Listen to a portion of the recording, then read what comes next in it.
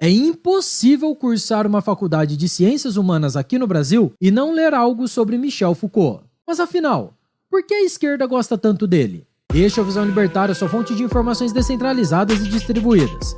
Esse artigo foi escrito por historiador libertário, revisado por Amazônia Livre e narrado por Coreia com K. Antes de dizer que Foucault era um degenerado, que seus pensamentos apenas refletiam de maneira superficial suas próprias crenças, sem nenhuma aderência com a realidade, que ele era um psicopata sem nenhuma empatia para com outras pessoas, que chamava ideologia de ciência, e que isso o fazia um herdeiro à altura dos piores comunistas, vamos falar sobre aspectos de sua vida e obra. Michel Foucault é, sem sombra de dúvidas, um intelectual muito famoso entre comunistas e seus asseclas progressistas. Suas obras sempre são usadas em cursos de ciências humanas em praticamente todas as universidades no Ocidente. Afinal, ele se tratou de um acadêmico que fez inúmeras críticas ao sistema de poder, do dito Estado burguês, e em seu discurso sempre esteve presente a visão de opressores contra oprimidos. Inclusive, no ranking de autores mais citados no Scholar Google, Foucault se encontra em primeiríssimo lugar. Além disso, é impossível hoje em dia cursar no Brasil uma faculdade de História, Letras, Direito ou Filosofia sem ter contato com alguma obra desse aclamado pensador francês. Apesar de seu falecimento em 1984, suas ideias continuam ressoando entre os pseudo-intelectuais de esquerda, sendo ele considerado um dos mais importantes nomes das ciências sociais da França. Foucault, não muito diferente dos intelectuais marxistas da velha escola, tinha esse comportamento de estar sempre denunciando as consideradas estruturas de opressão da sociedade. Ao contrário dos marxistas, ele aponta para a onipresença do poder que está implícito em todo tipo de norma, imposição e relação social, pois nas instituições tradicionais da sociedade sempre encontramos a manifestação dessas estruturas de opressão. No caso da visão marxista, o poder está concentrado nas mãos dos detentores do capital e da elite que governa, e numa sociedade capitalista, são os donos dos meios de produção os grandes explorados. Uau, que novidade na visão torta de comunistas! Mas voltando no tempo, após o fim da Segunda Guerra Mundial, o jovem Michel Foucault era apenas um estudante universitário que estudava em Paris e tinha alguns, para não dizer inúmeros, costumes estranhos. Ele decorava seu quarto com imagens de guerras e torturas pintadas por Francisco Goya. Há relatos de alguns comportamentos agressivos de Foucault, quanto para com ele mesmo, chegando até a tentar o suicídio. Após passar por inúmeras consultas com profissionais médicos, entre eles o psiquiatra Jean Delay, ele fora diagnosticado que seu quadro depressivo e de tendência suicida era porque ele era homossexual reprimido pela sociedade francesa. Olha só quanta opressão! Nada melhor que botar a culpa nos outros por seus próprios problemas.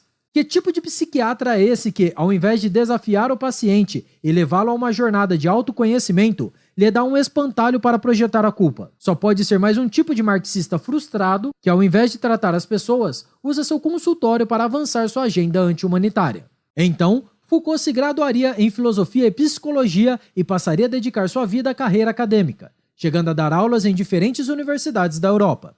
Inclusive, ele se envolveria num escândalo na Polônia, tendo que deixar o país em 1958 por se envolver numa relação sexual com um agente de segurança do país. Mas as polêmicas e escândalos envolvendo comportamentos sexuais promíscuos seriam constantes em sua vida.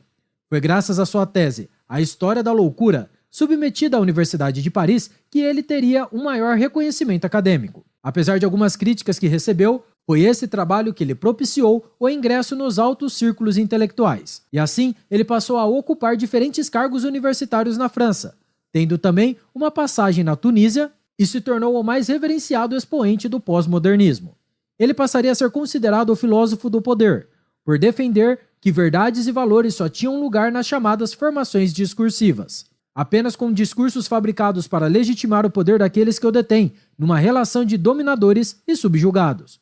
Os discursos, valores e verdades passam a ser reescritos pelos detentores do poder. Ou seja, é uma relativização geral de tudo. Discursos e valores são apenas opções que se põem à mesa para conquistar e manter o poder. São as ideias de Maquiavel levadas ao limite, quando se abandona toda a ética, toda a moral, toda a ciência e qualquer verdade. Dessa forma, Foucault é apenas mais um discípulo de Wittgenstein, que afirmava que os discursos são meros jogos de linguagem. Além de A História da Loucura, escreveu também sobre a história da sexualidade e a história das prisões. Foucault dizia que o que lhe interessava era a história dos problemas, Para ele, os problemas se tornam problemas apenas na medida da conveniência do poder exercido em um contexto particular. Assim, segundo sua filosofia, a ideia de que uma conduta sexual ou de qualquer ordem seja condenável por si mesma é concebido no seu sistema de pensamento. Conceitos como o de justiça e outros que são fundamentais para a edificação do senso moral de uma sociedade são relativizados por Foucault. Ele dizia que a noção de justiça apenas funciona no interior da sociedade de classes como reivindicação do lado da classe oprimida e com justificação do lado da classe opressora. Em sua visão, a noção de natureza humana, de bondade, de justiça, são noções e conceitos que foram formados no interior da nossa civilização com o nosso tipo de saber e nossa forma de filosofia, e que fazem parte do nosso sistema de classe. Portanto, não são verdades a priori em sua visão. Alguém, por favor, avisa para ele que há mais de 2.500 anos houve um debate sobre isso na Grécia Antiga. É o grande diálogo atribuído a Heráclito e Parmênides. Desse diálogo, se conclui que a ciência buscaria o que há de eterno e imutável por trás das coisas visíveis e corruptíveis da natureza. Mas de que isso importa se vai contra os ideais revolucionários? Soterraram a lógica, apagaram a verdade, calaram a ciência. Após um debate público com Noam Chomsky em 1971, Chomsky chegou à conclusão, após reconhecer as ideias do intelectual francês, que Foucault lhe pareceu um ser completamente sem ética.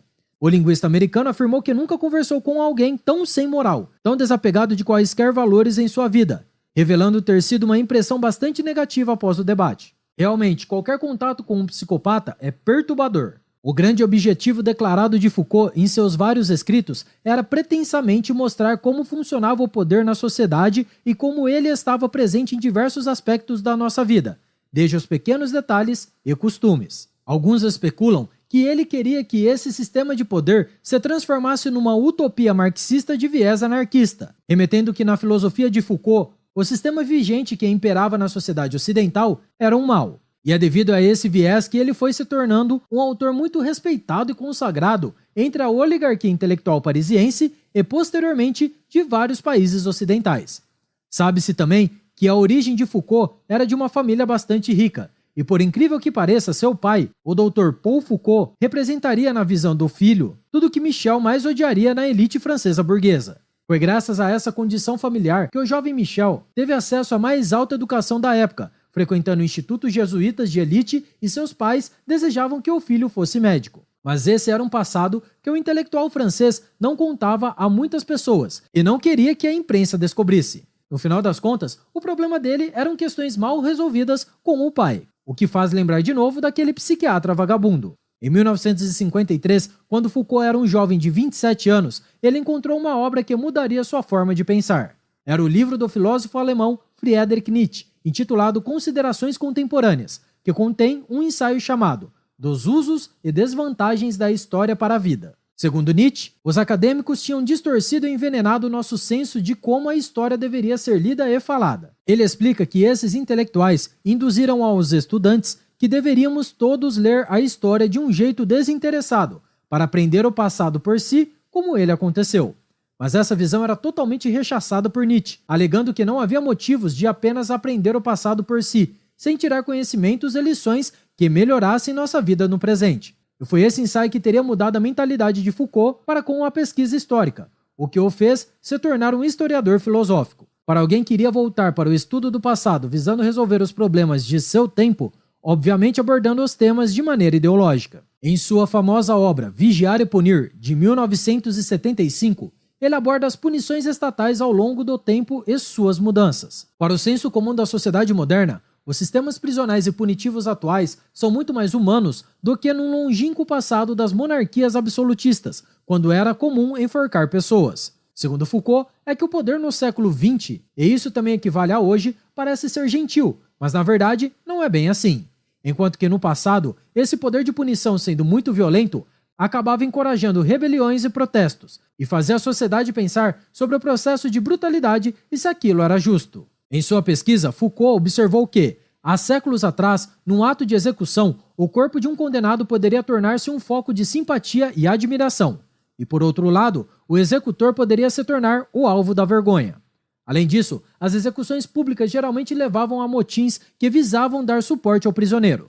No entanto, a diferença desse sistema de punição moderno é que hoje em dia toda a violência ocorre no privado, sem a presença do público. Assim, não podemos resistir ao sistema prisional e punitivo moderno e ao poder do Estado com tanta facilidade. Se pensarmos por um lado, de fato, seria muito impopular todas as pessoas condenadas quase que diariamente pelos ditadores soviéticos serem enforcadas ou queimadas à luz do dia na frente do público. E isso equivale a qualquer outra ditadura e sistema de genocídio em massa. Afinal, os seguidores do bigodista austríaco não viam os horrores praticados pelos alemães em sua frente. Portanto, a tortura e os métodos de extrema violência com certeza seriam pouco tolerados se as pessoas fossem expostas a isso. Isso, aos olhos de Foucault, é o que torna o sistema punitivo moderno não menos bárbaro do que os outros do passado.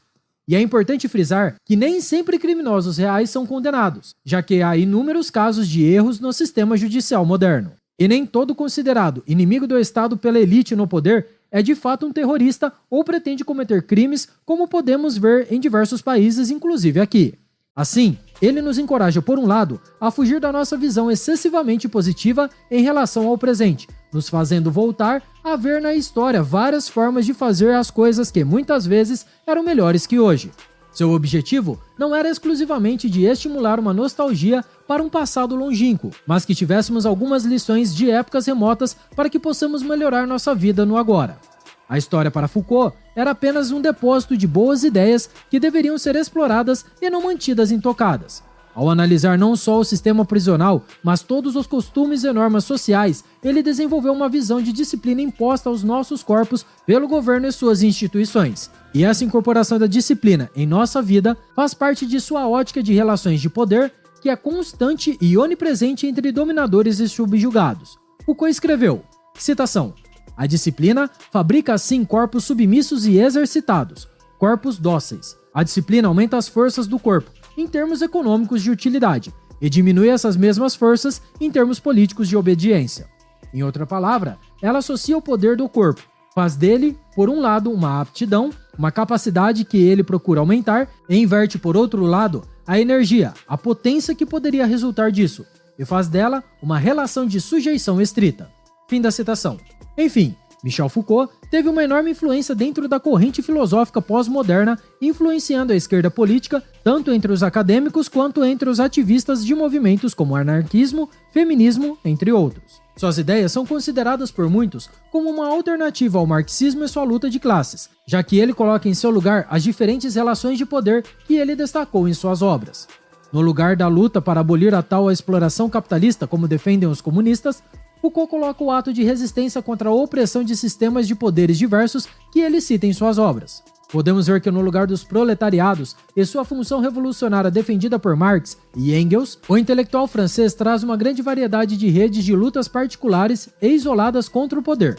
Além disso, para substituir o materialismo histórico defendido pelos intelectuais marxistas e seu poder determinante das relações de produção, tem-se agora o poder determinante do discurso imposto pelos dominadores, que está presente em todas as áreas da sociedade. Claro que muitos comunistas rejeitam as ideias de Foucault e não abrem mão do marxismo.